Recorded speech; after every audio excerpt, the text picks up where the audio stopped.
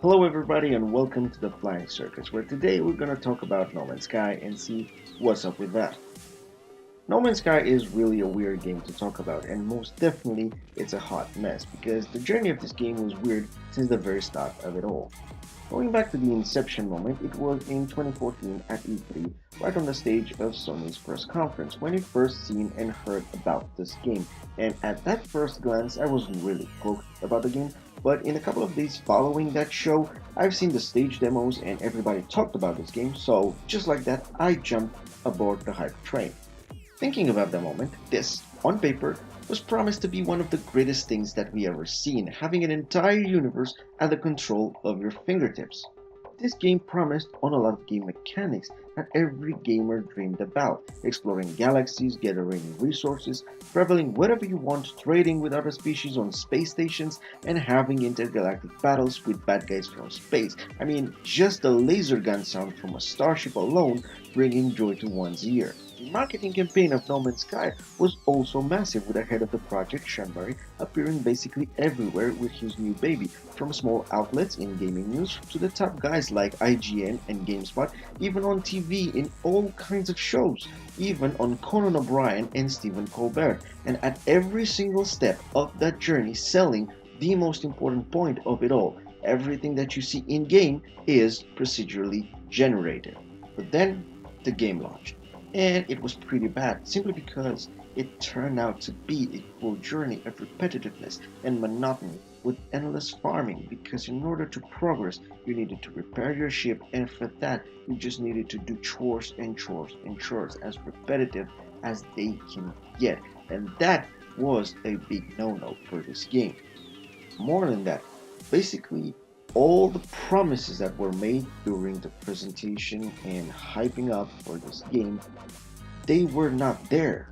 Every single thing that was promised to be there, it was not there.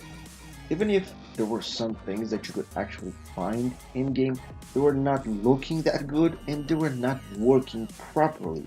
So basically, everything just turned upside down. Furthermore, no real objective was set, feeling more like you were flying blind, and with that exploration shortcoming, it felt like it limited you in a confined space, even if you had the opportunity to just go to the entire universe, but it was not like that. Not only that, but the end game, the final quest that you had to accomplish, was basically nothing. The journey to the end of the universe being just a transition that we have seen in every single trailer prior to the release of the game, only to start every single thing all over again from zero. But on the other hand, talking about this game in the world of today, well, it's a different story. With the turn of events where Hello Games, the developing studio, went radio silent and focused on redeeming the game, after 2 years, well, we have on our hands the game that was once promised. A game where you can enjoy exploring, gathering those resources, gathering the knowledge, constructing your base, basically letting your imagination go wild. And more than that, you can do all of this with your friends, a thing that was impossible in the past, even though was one thing about a game that was advertised and promoted.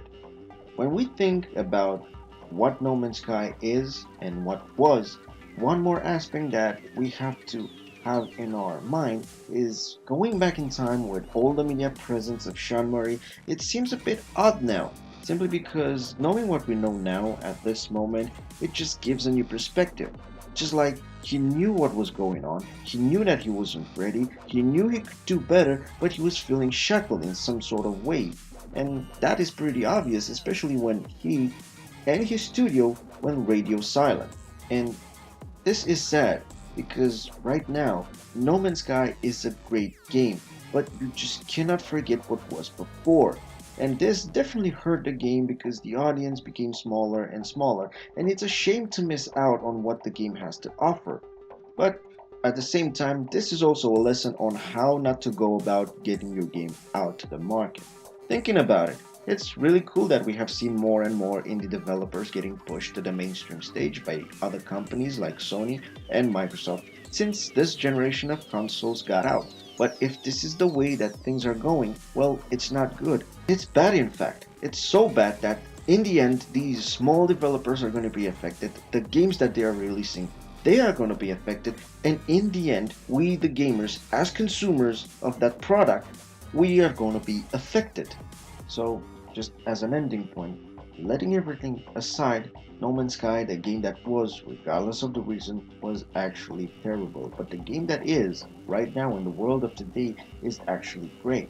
And I'm really sorry for the state of things and how everything happened, because this should be a lesson, another lesson that we have to keep in mind. We should not expect less than was initially promised, even if in the end we got a good game, because this is not an excuse. Honestly, I would rather wait, even if this is not nice, to have a great game at launch day than have it now and waiting for months and months or even years to play it in full the way that it was supposed to be.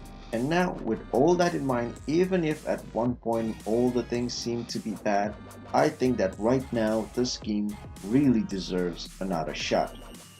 With that being said, until next time, Flynn here, over and out.